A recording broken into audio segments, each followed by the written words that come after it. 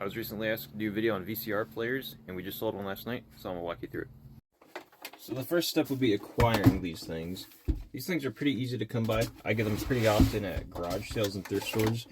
I look for, in particular, the DVD and VHS combo units. Typically, DVD players do not sell. VHS players usually sell pretty well, but you get the combos, VHS and DVD, they usually sell pretty darn well. It's not to say standalone VHS players are not worth much, because they usually are. This one in particular is a JVC S3911U. I got this off Facebook Marketplace as well for about 10 bucks, and it's about $100 to $140 if it works, and it's just a standalone VHS player, not the recording unit double DVD player. So some of these standalone VHS players are worth money. They're just not worth as much usually, but this is the exception. Some of them are worth a lot of money, so just keep an eye out.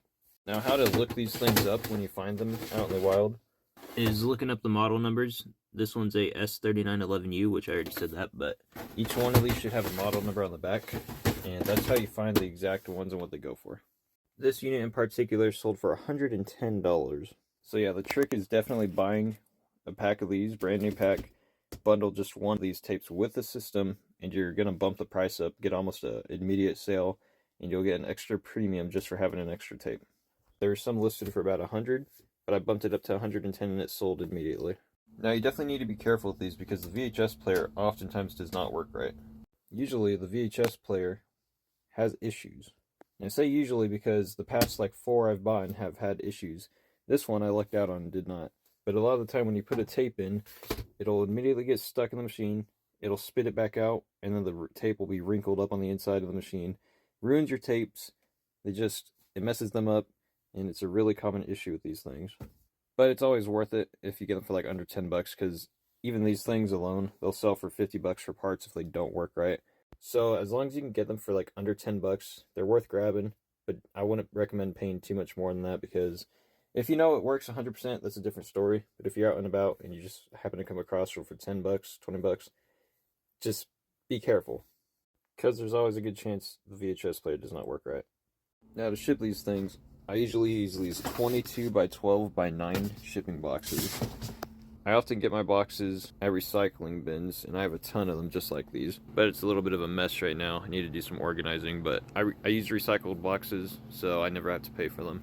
It's just a little bit more of a mess.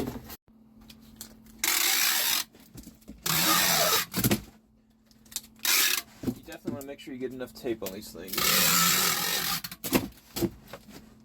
I always like to go over at least 3 times on each side. Alright, so you want to make sure your first things first, have a good amount of packaging, shove it in on the corners and everything all around, make sure it's surrounded good like so.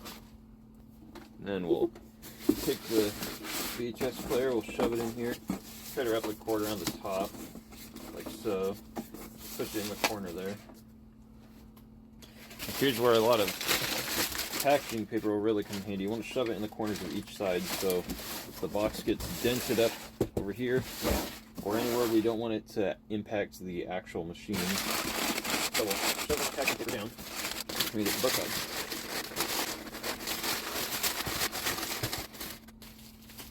And once we're done with that, I'm going to throw a bunch more packaging on the top.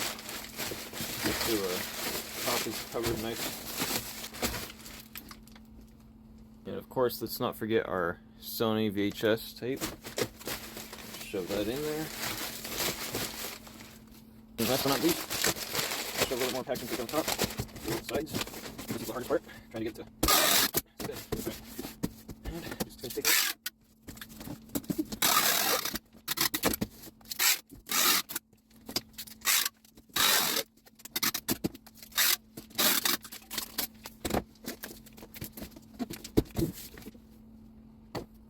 I use Pirate Ship to ship the labels, and you get the cheapest rates that way, so it's the best way to do it. One more thing to note, this is a medical box. It's just a cardboard box, but you need to cover up stuff like this, and I usually use blank stickers, and I'll cover up. You can get these for free at USPS or UPS, they'll ship them to you for free, but cover up all the medical stuff, anything like that. So I'm going to have to put a few on this box, but it's just so they don't label your package as hazardous or medical supplies or whatever it may be. But yeah, I take these eBay thank you for your business stickers. I buy these in bulk, like 500 of them for $8 on eBay. Just slap a sticker on there and my shipping label and we're good to go.